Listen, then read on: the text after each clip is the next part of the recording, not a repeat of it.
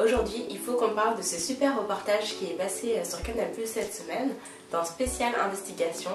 Le reportage s'appelle Génération Like. Alors je ne sais pas si vous l'avez vu ou pas, parce que malheureusement tout le monde n'a pas Canal+.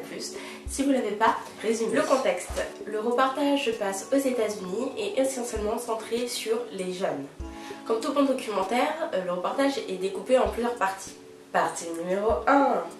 Le désir d'être connu. Ce que l'on voit, c'est que les adolescents sont tous connectés. Et leur but, c'est de savoir finalement si on les aime et de faire du véritable marketing de soi pour se mettre en valeur et pouvoir révéler leur véritable identité. Leur point faible, les likes. Vous allez me dire pourquoi les likes? Parce que finalement, c'est ça qui va définir si on les aime ou pas. Plus on aime leurs photos, leurs vidéos, leurs commentaires, plus ils se sentent mieux. Et à la fois, ces likes, c'est ce qui définissent leur identité, puisqu'ils vont aimer telle ou telle marque. Mais les marques, elles, ne sont pas innocentes. Partie numéro 2. Puisque désormais, elles ont bien compris qu'il fallait mettre en place une nouvelle stratégie. Les adolescents consomment autrement, alors c'est pas grave, ils vont proposer un nouveau mode de business. Lorsque les adolescents like telle ou telle marque, il y a tout un ensemble de data qui sont collectées et qui vont permettre à ces mêmes marques de définir au plus près le profil de leurs consommateurs et ainsi réutiliser toutes ces données pour mieux cibler leurs potentiels consommateurs. Grâce à ces likes, ils vont pouvoir récolter énormément d'argent, car plus on utilise ces réseaux sociaux, plus les marques vont voir leur cote en bourse monter et donc vont valoir beaucoup plus d'argent. Partie numéro 3, les stars du net. Alors là, plus précisément, en fait, on parle des youtubeurs et des jeunes youtubeurs et de ce qu'ils sont prêts à faire pour être connus. Alors, c'est simple. L'objectif des youtubeurs, c'est de gagner de l'audience. Et pour cela, ils s'organisent entre eux en mettant en place des collaborations entre les youtubeurs les plus connus et les moins connus. Comme ça, ils se viennent entraide entre eux. C'est-à-dire que s'il y en a un qui est connu, il va faire une vidéo avec quelqu'un de moins connu. Comme ça, celui-ci va être davantage vu et davantage suivi. Une espèce de solidarité inter-youtubeurs. Et les marques, elles, c'est simple, elles proposent à ces mêmes youtubeurs qui ont un bon auditorat de leur financer la réalisation de leurs vidéos et en échange quelques petits placements de produits, quelques promotions et puis voilà, le tour est joué. Mais jusqu'où sont-ils prêts à aller pour être connus? On voit l'exemple d'un petit garçon qui va faire des bêtises dans la rue, l'exemple d'une jeune fille qui va plus ou moins se montrer habillée pour avoir davantage de likes ou de followers.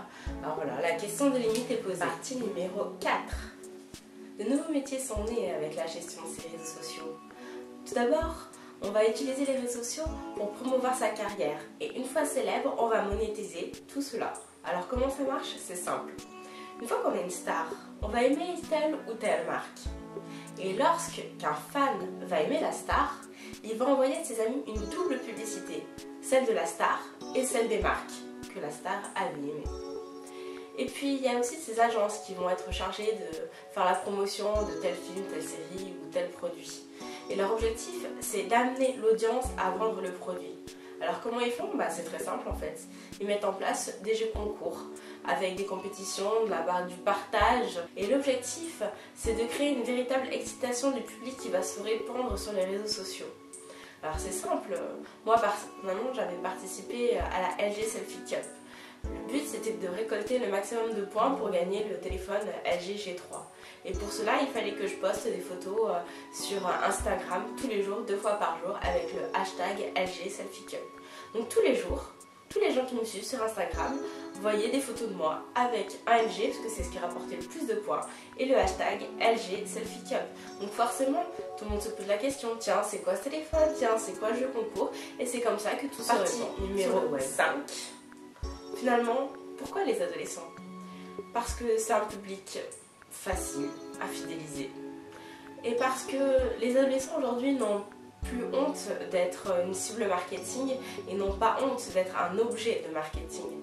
Donc finalement, c'est vers eux que les marques se tournent. Il y avait un beau parallèle qui était fait entre le film Hunger Games et les réseaux sociaux, c'est-à-dire que désormais tous les joueurs vont devoir s'affronter pour continuer à exister et survivre sur les réseaux sociaux, mais les marques et les sociétés vont un peu fausser la donne en sponsorisant tel ou tel joueur, donc tel ou tel internaute, Et le fait de recevoir de l'argent ou des compensations financières ou autres fait que les jeunes ou tout internaute va être obligé de faire des choses pour continuer à exister et à être meilleur finalement. Et au final, voilà, les marques regardent de loin et les internautes, eux, s'affrontent entre eux-mêmes, tout simplement. Alors si vous ne l'avez pas vu ce reportage, je vous invite vraiment à le regarder, il est encore disponible sur MyCanal. Et sinon, si vous êtes fortiche en anglais et que vous êtes complètement bilingue, il est aussi disponible en intégralité sur le web en anglais. Je vous glisse l'adresse URL de ce reportage. Voilà, ce sera tout pour aujourd'hui, à bientôt!